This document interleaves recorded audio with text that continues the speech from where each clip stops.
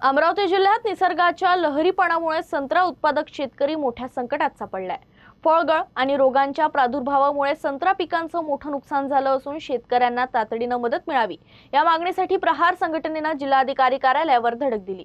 विविध मागण्यांचे निवेदन सादर करत मागण्या मान्य न झाल्यास तीव्र आंदोलन छेडण्याचा इशारा संघटनेनं दिला आहे।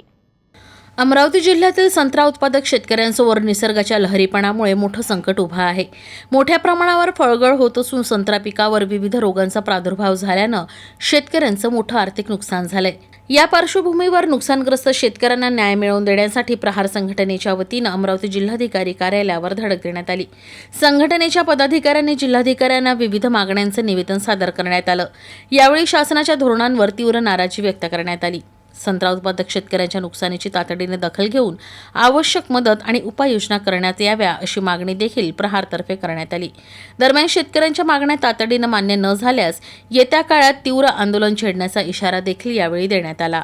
आम्ही आज निवेदन शेतकऱ्याच्या मागण्या घेऊन आलो। आपण जर पाहिलं तर निसर्गाचा जो लहरीपणा आहे त्यामुळे जिल्ह्यातील संत्र्याचं प्रचंड नुकसान झालं आहे। फळगळ भरपूर प्रमाणात झाली आहे। बुरशीजन्य रोग त्या संत्र्यावर आले आहे, परंतु शासनाचं त्याकडे काहीच लक्ष नाही आहे। आपण जर पाहिलं तर साधा महसूलचा तलाठी तिथं पंचनाम्याला सुद्धा पोहोचत नाही। त्यामुळं शेतकरी हताश झाला आहे आणि आत्महत्याकडे वळण्याचा प्रयत्न शेतकरी वर्ग आज करत आहे। दुसरा विषय असा होता की जे DAP खतं वेळेवर मिळायला पाहिजे, जो पुरवठा व्हायला पाहिजे त्या प्रमाणात पुरवठा नाही आहे। वेळोवेळी शासनाला ह्या सर्व गोष्टी सांगून सुद्धा शासन या गोष्टीकडे लक्ष द्यायला तयार नाही। म्हणून आम्ही एक अल्टिमेटम देण्यासाठी आज जिल्हाधिकारी साहेबांकडे सर्व मिळून आलेला आहे। आमची मागणी हेच आहे की जे फळगळ झाली आहे त्यांना एक अनुदान देण्यात यावं। त्याच्यानंतर जे बुरशीजन्य रोगामुळे जे संत्र्याची झाडं सुकलेली आहे त्याला 100% अनुदान देण्यात यावं।